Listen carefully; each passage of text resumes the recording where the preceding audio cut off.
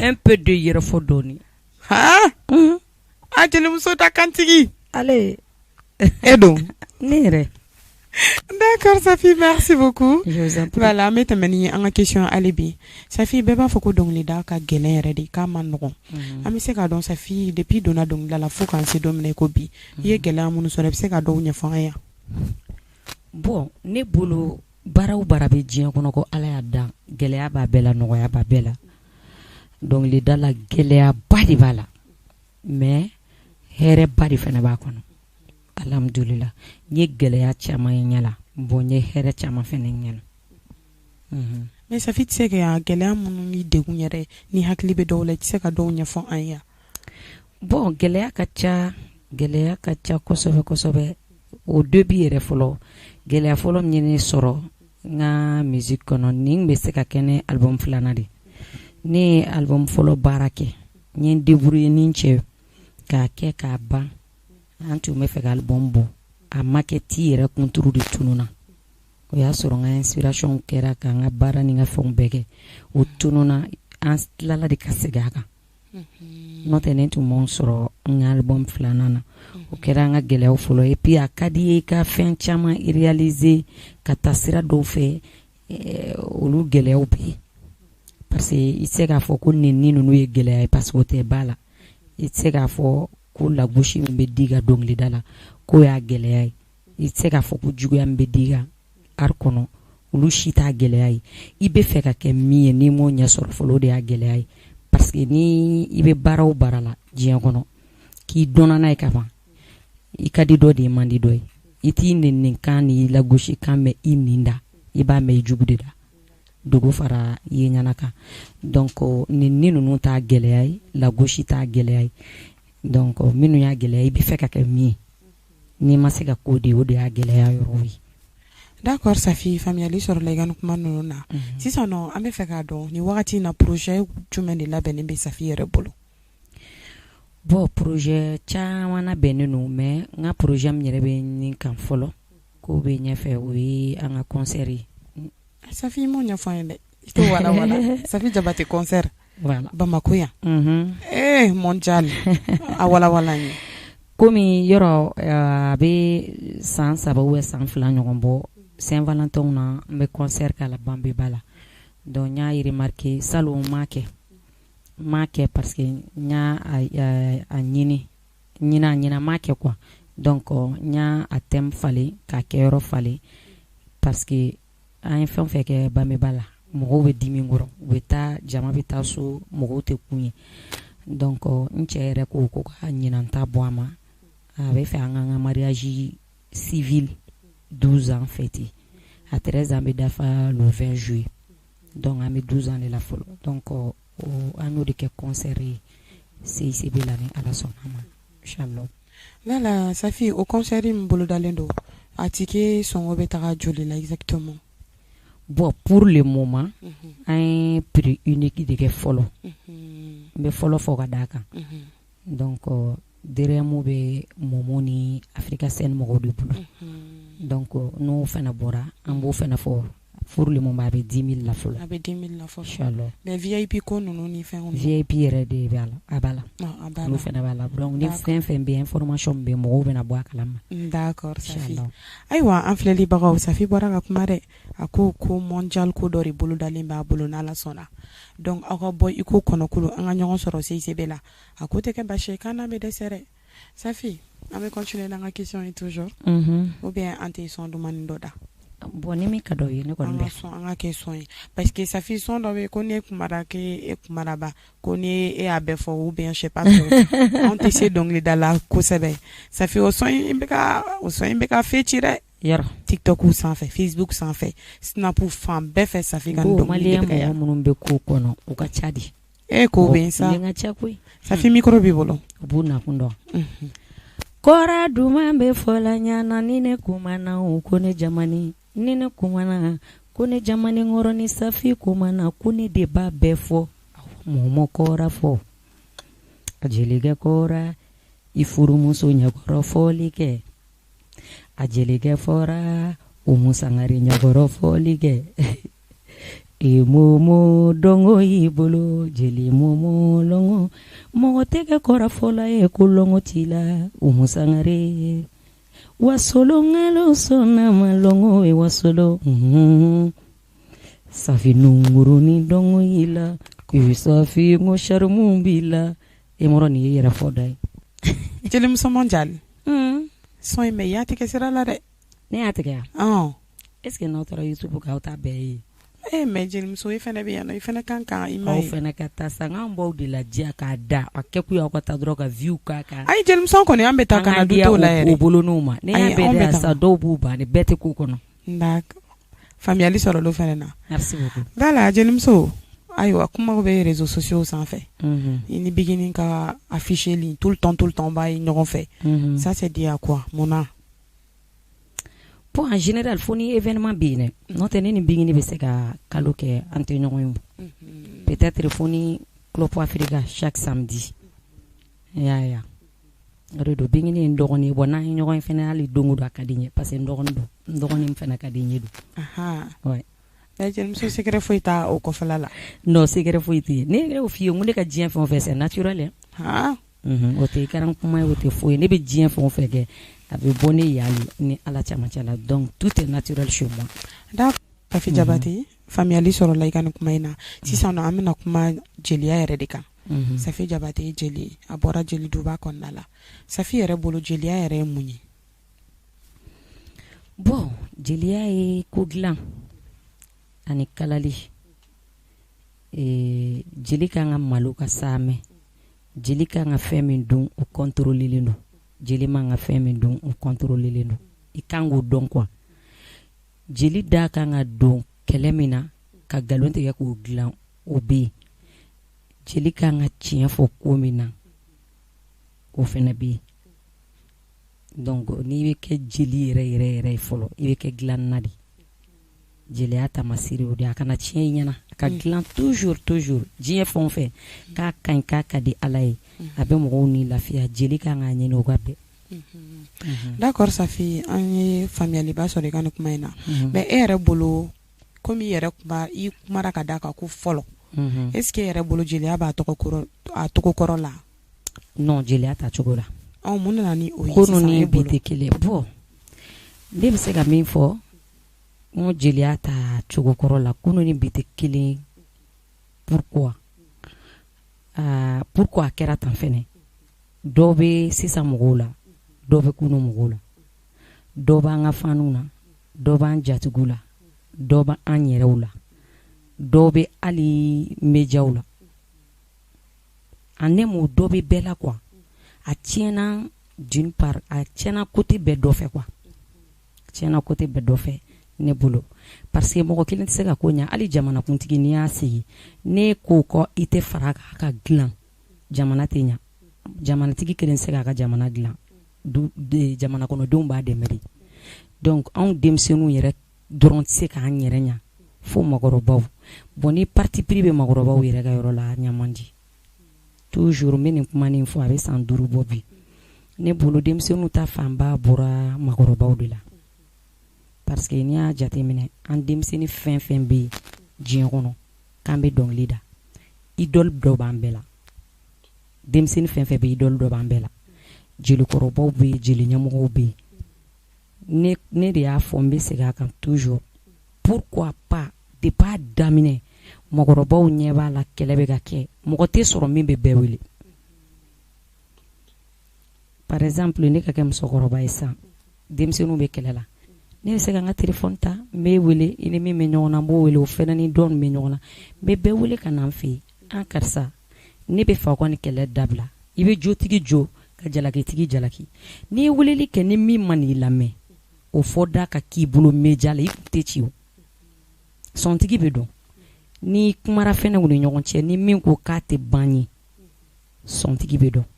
mais ni mɔgɔkɔrɔbaw y'an to yen wajibi ye dɔ bɛ I tɔgɔma ni dɔ ye dɔ bɛ gɛrɛ I la ni dɔ ye min bɛ gɛrɛ I la min ka déplacement ma nɔgɔn peut-être o b'a fɔ k'e bɛ nin ka côté la hali n'i t'a ka côté la kow ma nɔgɔn quoi mais ni yɛrɛ ye bɛɛ wele ka kuma alhamdulillah N exemple di peut-être ne ka kɛlɛ dɔ kɔnɔ musokɔrɔba dɔ y'a kɛ Tata Bɔnbɔn Ala ka hinɛ ni silamɛ furu bɛɛ la ne kɛlɛɲɔgɔn ko ko n bɛna taa bara a bɛ bɛn i ma n'i y'a kɛ i ka kɛta de don fure de don a bɛ tiɲɛ so ne de bɛ galon so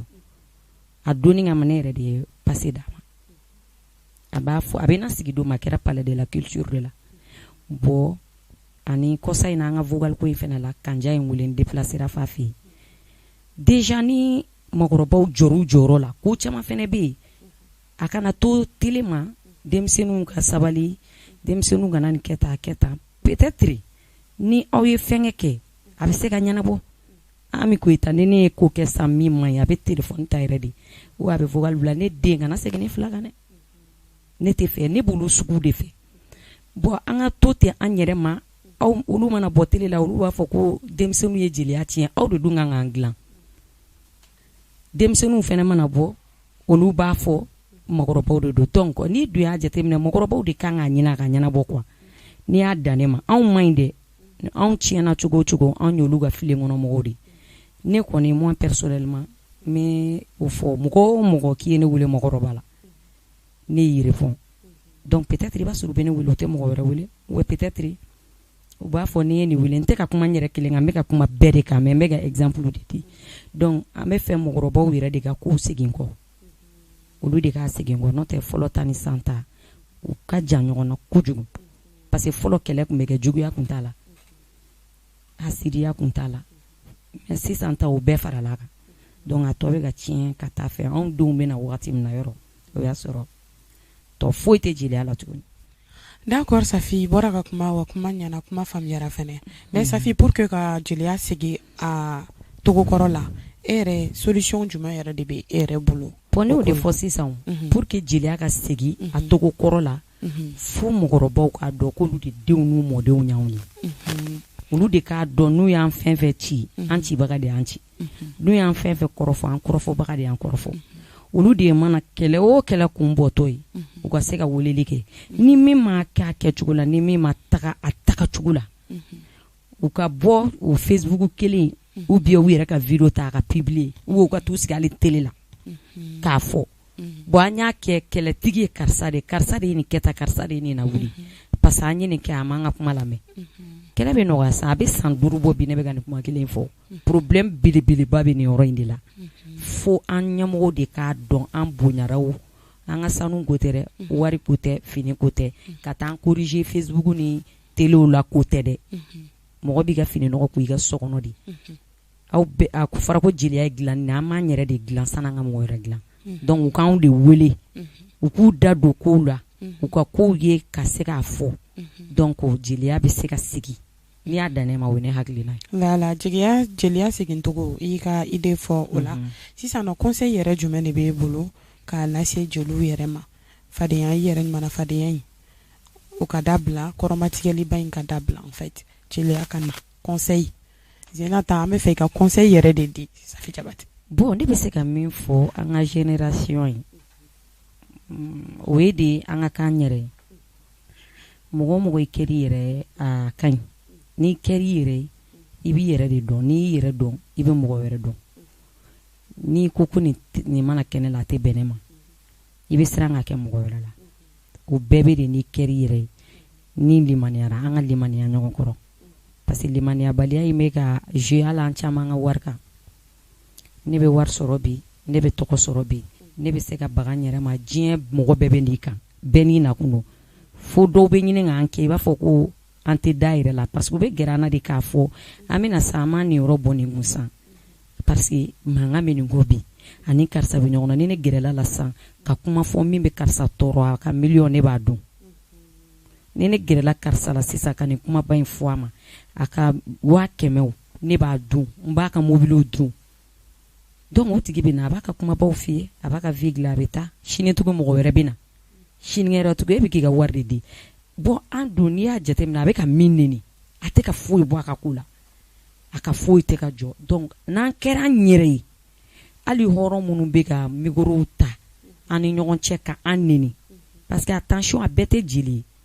hɔrɔnw fɛnɛ b'an na hɔrɔn kamalenw bɛ don an ni ɲɔgɔn cɛ u yɛrɛ bɛ ka micro ta anw bɛ k'a da olu bɛ k'a da anw bɛ ka kuma olu bɛ ka kuma olu yɛrɛ bɛ tiɲɛni na an ni ɲɔgɔn cɛ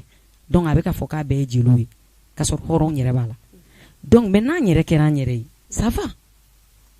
a bɛ ɲa quoi f'an k'a dɔn mɔgɔ si tɛ si niyɔrɔ ta di ni ne ye dɔnkili da cogo o cogo a diya n'a goya ne ka di mɔgɔ min ye o de bɛ ne fɛ e ka se dɔnkilida la i ka ɲa ni diɲɛ bɛɛ ye walahi n'i tɛmɛra i man di mɔgɔ min a bɛ danpɛrɛn b'i la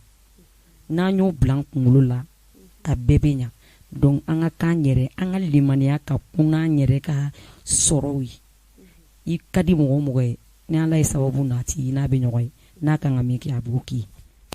d'accord Safi faamuyali sɔrɔla kuma la voilà Safi ŋunuŋunukan dɔw tun bɛ ka surkele ko Safi ka teli Safi dusu ka bon Safi bɛ kɛlɛ kɛ dɔw fɛnɛ ko ala ma mɛn artiste denmisɛnnin dɔ fɛnɛ bɔra yan o ka kuma y'a kɔnɔna la a y'a yira k'i ye mɔgɔ min ye k'i dusu ma dalen fɛnɛ don komi i yɛrɛ bɛ yan Safi e yɛrɛ bɛna mun fɔ an ye o ko la tantôt dɔw bɛ k'a fɔ ko Safi ye kɛlɛkɛla ye tantôt dɔw bɛ k'a fɔ ko Safi sabalilen don an kɔni an tununen don franchement bon moi personnellement fɔlɔ a bɛ fɔ ko Safi ye kɛlɛkɛlaba ye n b'a dɔn bi dɔ bɔr'o la i b'a dɔn min y'o kɛ parce que i b'a dɔn ne dɔgɔmuso min filɛ salle kɔnɔ yan Aramata Kuyate snap fɛnkɛlen o y'a sɔrɔ jelimuso ta k'a ye ne bila a kan donc ne bilalen snap kan ne tun bɛ to ka acte ni n ka fɔlifɔliya ni fɛn minnu kɛ maliyɛnw y'o kɛ kɔrɔmatigɛli ani kɛlɛ ye k'an kɛ kɛlɛkɛla ye bon c'est vrai mɔgɔ tɛ ye diɲɛ kɔnɔ k'i tɛ i sabalila cogo cogo i kɛlɛkɛyɔrɔ bɛ yen mais ne de ko ni Mali jeli ye 1000 i bɛ taa sɔrɔ peut-être dɛ ne ni mɔgɔ 80 bɛ kɛlɛ la donc o tɛ kɛlɛ ye o tɛ kɛlɛkɛla ye parce que ne ni majorité ka di mais n bɛ min f'i ye écran tɛ ne moi personnellement depuis ne bɔra ko kalama n y'o de fɔ n ko a mana fɔ ne y'an ka du kɔnɔ k'a dabila ne tɛ kɛlɛkɛla ye et puis ne bɛ muɲu toro n'i ye ne ka réagi diɲɛ fɛn o fɛn kan Facebook fara fɛn o fɛn kan i bɛ taa sɔrɔ a kɛra n na ka kɛ n'o tɛ kow bɛ kɛnɛ la dugukolo sanfɛ mɔgɔw b'a fɔ k'u bɛ réagi ne yɛrɛ b'o la sabali la preuve en est que ne bɛ neni i bɛ taa sɔrɔ ne kɛlɛɲɔgɔnw ka entourage bɛ ne neni ka diɲɛ ko bɛɛ kɛ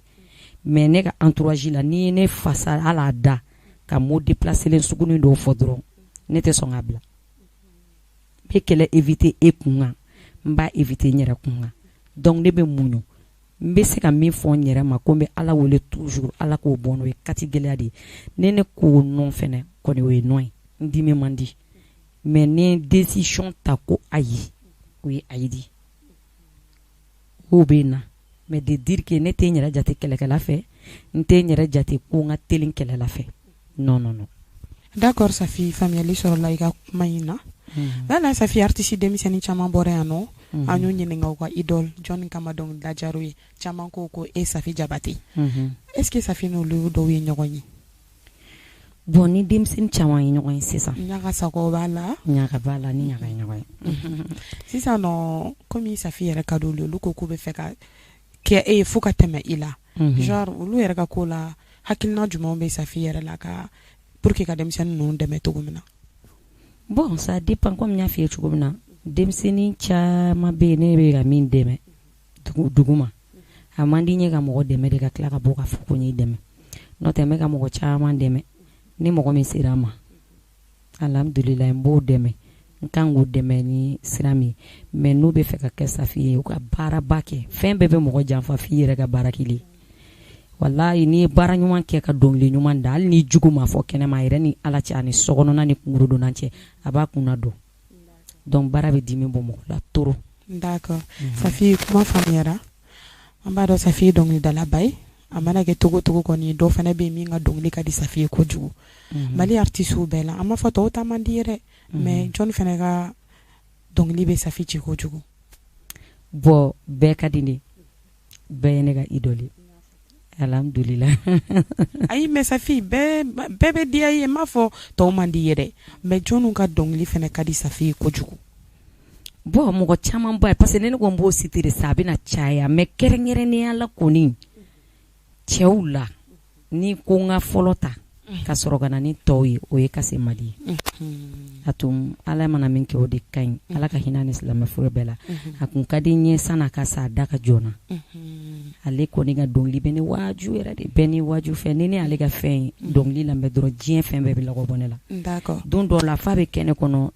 peut-être ni mɔgɔ minnu tɛ kuma n k'u wele dɔrɔn ko a ye yafa ma. D'accord Safi komi yɛrɛ ko Kasemadi ka dɔnkili ka di a bɛ n'a fɔ i yɛrɛ bɛ se a caman na dɛ